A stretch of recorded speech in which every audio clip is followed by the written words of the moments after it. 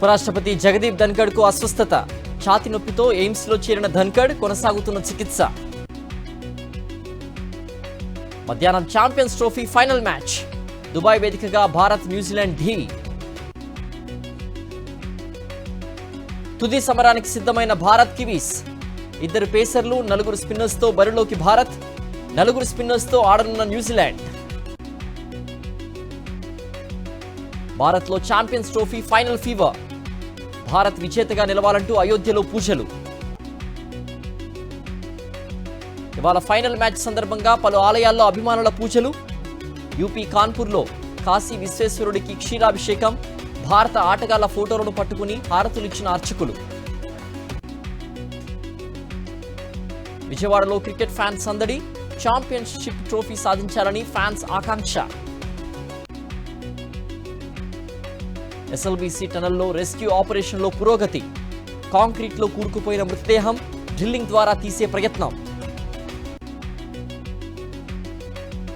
ఇవాళ మధ్యాహ్నం ఢిల్లీకి సీఎం రేవంత్ రెడ్డి వెళ్లే అవకాశం. ఎమ్మెల్యే కోట ఎమ్మెల్సీ అభ్యర్థుల ఎంపికపై కసరత్తు. ఆందోళనకు సిద్ధమవుతున్న స్టీల్ ప్లాంట్ కార్మికులు. కాంట్రాక్ట్ కార్మికుల తొలగింపును నిరసిస్తూ అఖిలపక్షం ఉద్యమం. గాజువాకలో భారీ ఆందోళనకు పిలుపు. కాంగ్రెస్లో ఉండి పార్టీ లైన్ దాటి మాట్లాడితే సహించబోం. స్టేషన్ గన్పూర్ కార్యకర్తల్ని హెచ్చరించిన పార్టీ అధ్యక్షులు సరీష్ రెడ్డి. నెల్లూరు జిల్లా రాపూరులో సివికే ప్రభుత్వ జూనియర్ కాలేజీలో కీచక ప్రిన్సిపల్ సహ ఉద్యోగిని లైంగిక వేధింపులు. పోలీసులకు ఫిర్యాదు చేసిన నేపథ్యంలో చర్యలు. జనగామ జిల్లా స్టేషన్ గన్పూర్లో డ్రైనేజ్ పనులను అడ్డుకున్న గ్రామస్తులు. ప్రభుత్వ స్థలాన్ని కబ్జా చేసి అభివృద్ధి పనులు చేస్తున్నారంటూ ఆగ్రహం.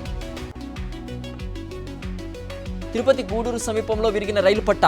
గొర్రెల కాపరి గమనించి ఎర్ర టవల్ కట్టడంతో తప్పిన ప్రమాదం. శ్రీశైలం మల్లన్న ఆలయానికి పెరిగిన భక్తుల రద్దీ. స్వామి అమ్మవార్ల దర్శనానికి 5 గంటల సమయం.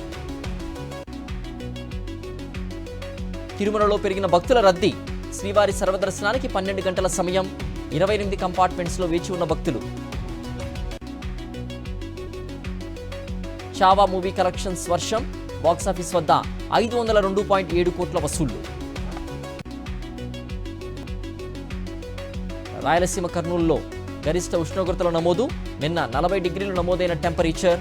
ఇవాళ రేపు మరో 2 డిగ్రీలు పెరిగే ఛాన్స్.